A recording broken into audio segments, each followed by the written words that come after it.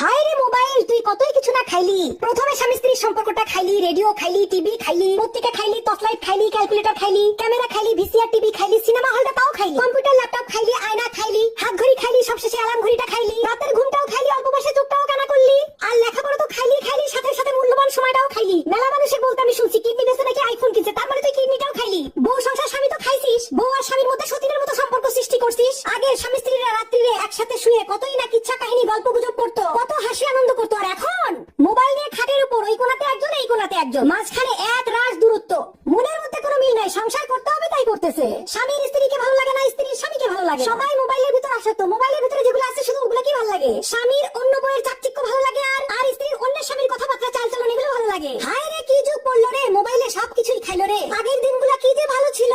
আগে স্বামী স্ত্রীর সম্পর্ক দেখলে বুক ভরে যেত। আমাদের নানি দাদিরা যে আছে তাদের ভালোবাসা দেখলে এখনো মনটা ভরে যায়। আর আমাদের